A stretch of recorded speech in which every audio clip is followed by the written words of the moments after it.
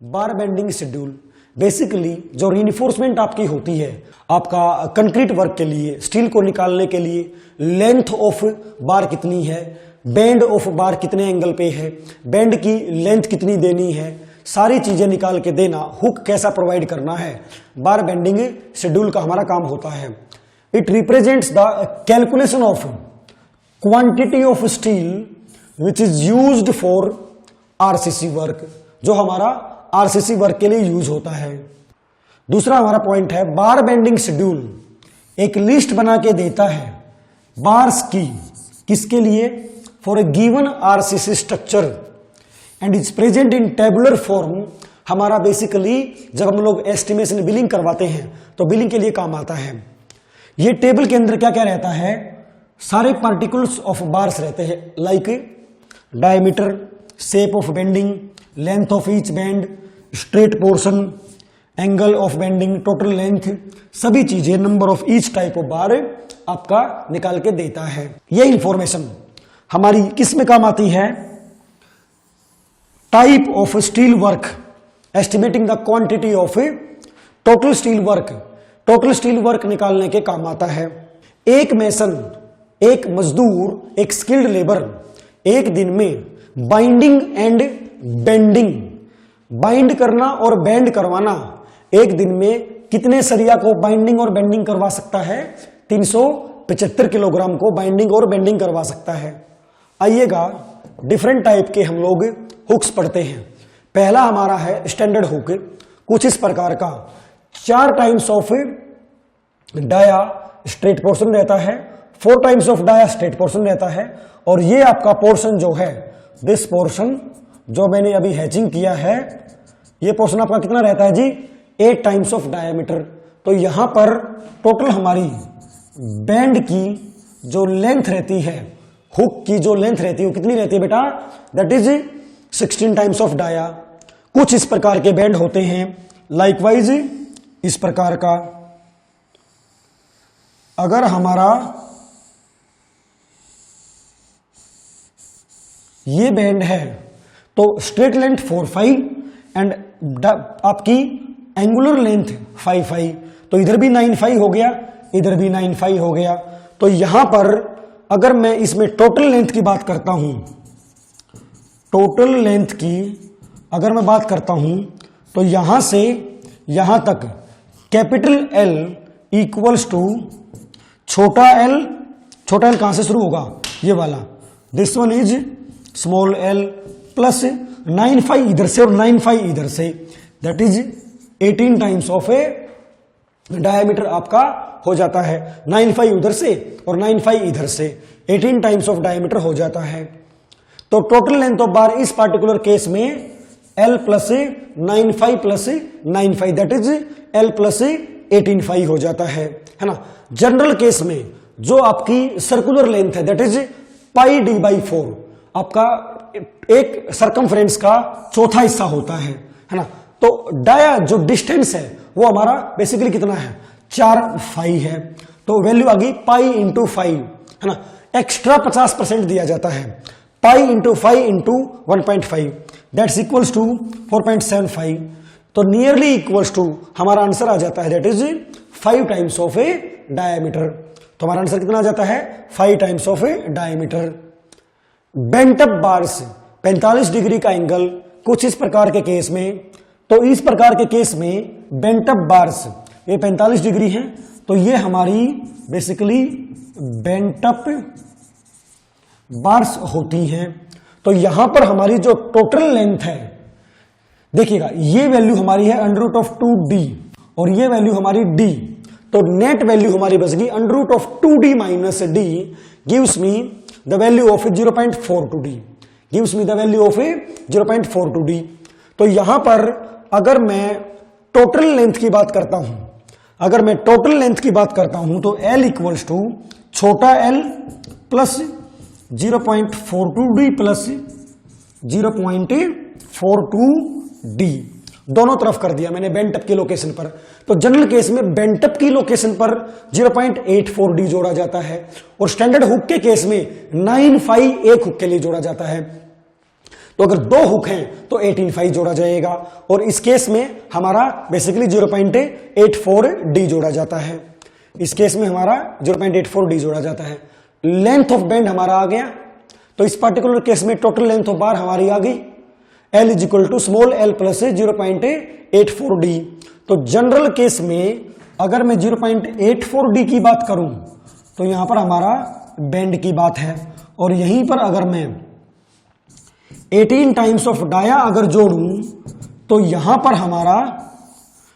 हमारा basically standard hook का case आ जाएगा। यहां पर हमारा स्टैंडर्ड हुक का केस आ जाएगा। डी यहां पर हमारी इफेक्टिव डेप्थ रहती है, डी हमारी इफेक्टिव डेप्थ रहती है।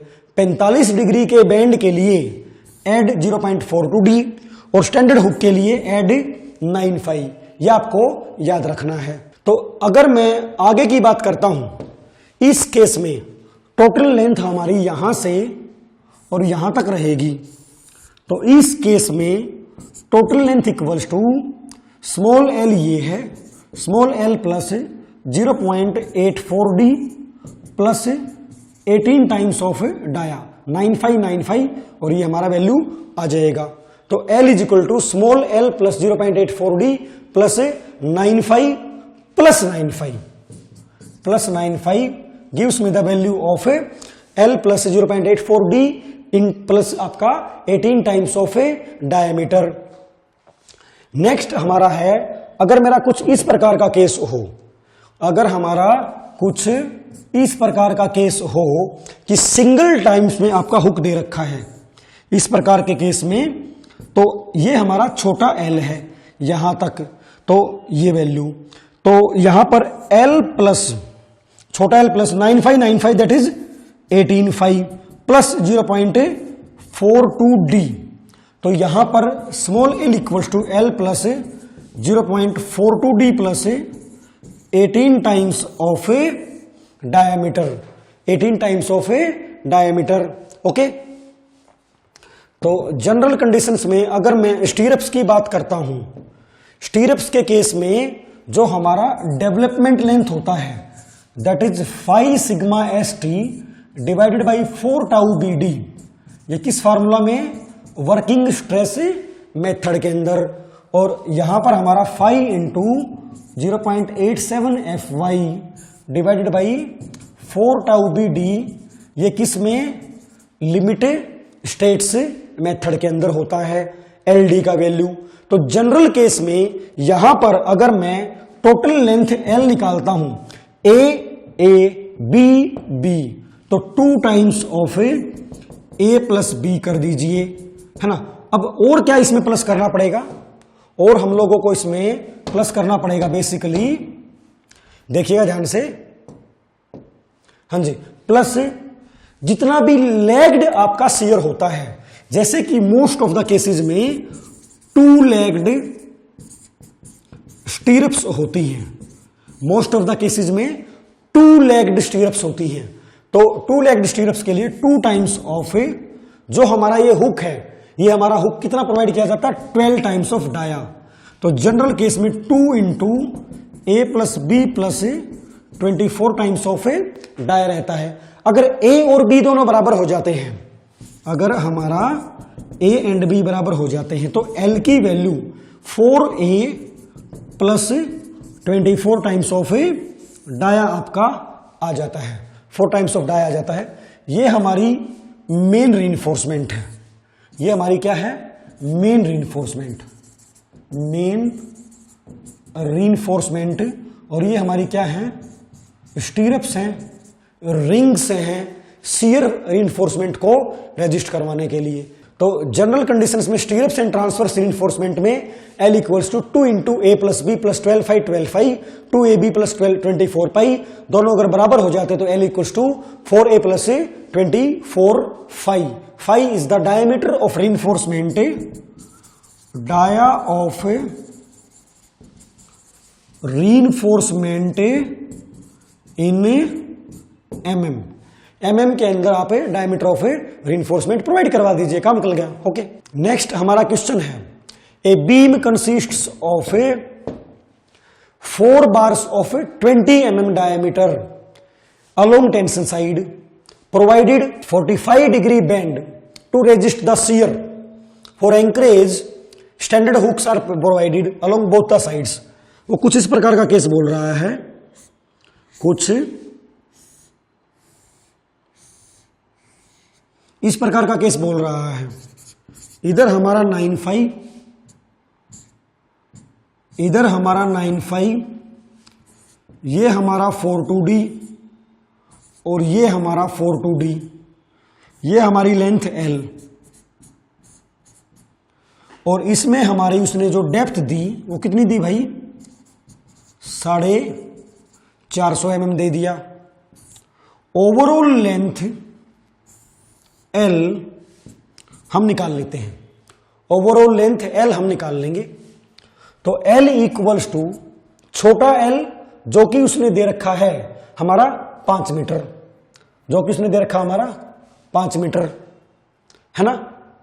अब अगर मैं ये रहा 5 मीटर, इफेक्टिव डेप्थ 450 mm, तो 450 mm के नाम का 0.42 और 0.42 that is 0.84 times of 0.45 metre में हो गया, प्लस आपका 9595 that is 18 times of a 5 is diameter is diameter is 20 mm dia, तो डायमीटर इज 20 mm डाया।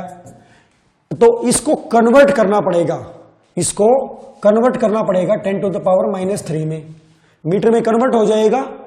तो जनरल केस में अगर मैं इसको सोल्व करता हूं, जनरल केस में अगर मैं इसको सोल्व करता हूं तो I found that is 5 plus 0.84 into 0.45 plus 18 into 0.02